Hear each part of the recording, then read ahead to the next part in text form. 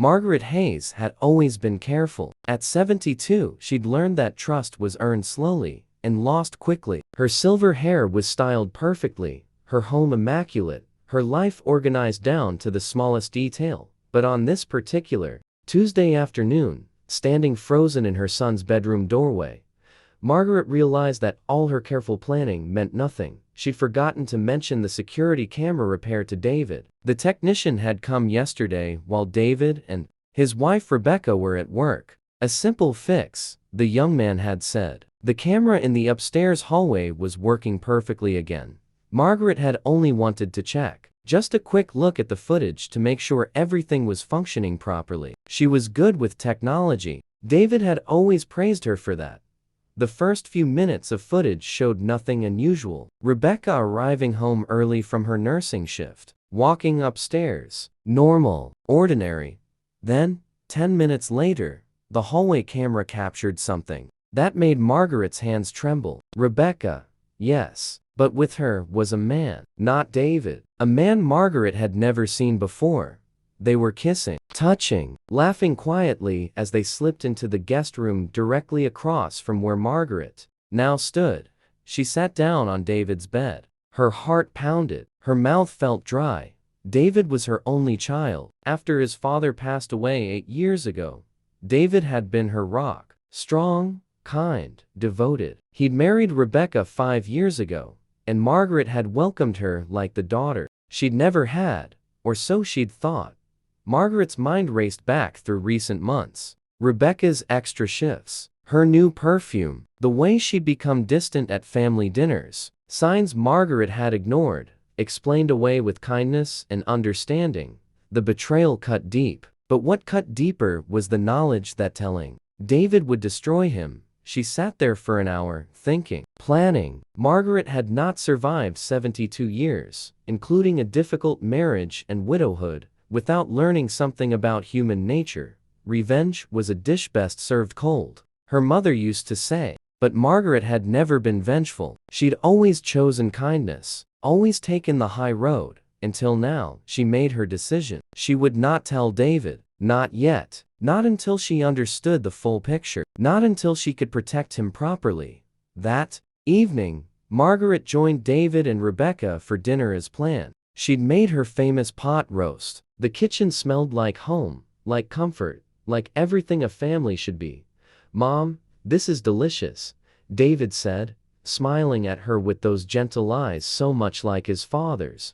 "Thank you, sweetheart." Margaret smiled back, then turned to Rebecca. "How was work today, dear?" Rebecca barely looked up from her plate. "Fine. Busy. The usual. I imagine it must be exhausting," Margaret said softly. "All those long hours." Something flickered across Rebecca's face. Guilt? Fear? It vanished quickly. Over the next 2 weeks, Margaret watched. She said nothing about the camera. She smiled. She brought over casseroles. She babysat their dog. She played the role of the loving mother-in-law perfectly.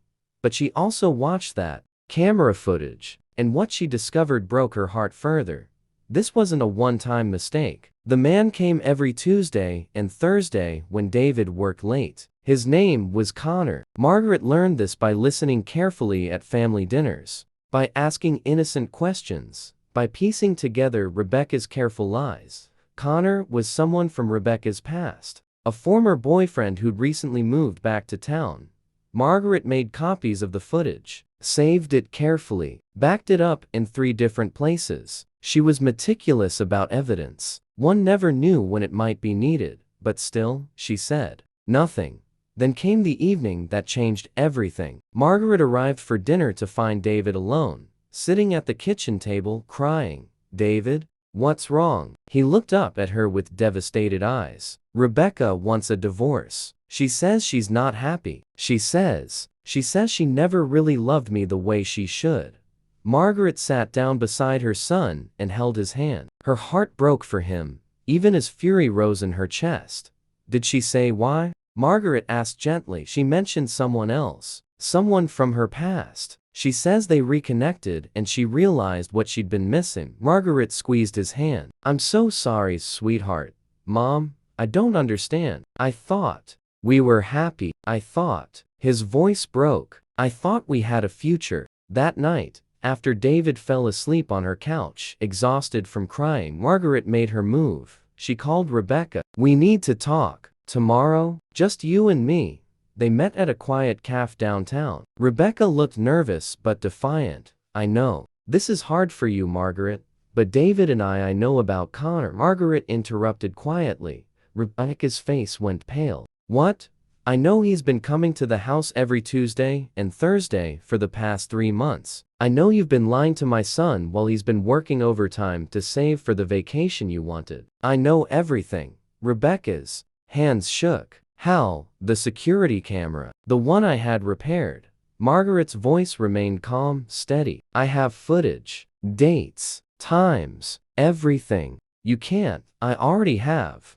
Margaret pulled out a folder. Copies for my lawyer, for David's lawyer, for your nursing board if necessary. Did you know that ethical violations can impact your license? Rebecca's eyes filled with tears. What do you want? Margaret leaned forward. I want you to understand something. You're going to give David everything. The house is in both names. It becomes his. The car you share, his. You're going to leave quietly, quickly. And you're going to tell everyone the divorce was your fault. You're going to make this as painless for him as possible. And if I don't, then everyone sees what you really are. Your family, your friends, your colleagues at the hospital. Connor, too. I wonder if he knows you're married? I wonder if he'd be quite so interested if he understood the chaos he's been part of. Rebecca stared at her. You're not the sweet old lady I thought you were. Margaret smiled, but it didn't reach her eyes. I'm a mother protecting her child. Never underestimate that. 2 weeks later, the divorce papers were signed. Rebecca moved out. She'd agreed to all of Margaret's terms. David was heartbroken, but at least he was free. At least he had his dignity, his home, his future intact. Mom, he said one evening over dinner, I don't understand why she gave me everything. Her lawyer must have advised her differently. Margaret patted his hand. Sometimes people recognize when they've done wrong, sweetheart. Sometimes they try to make amends the only way they can. It wasn't entirely a lie. Months passed.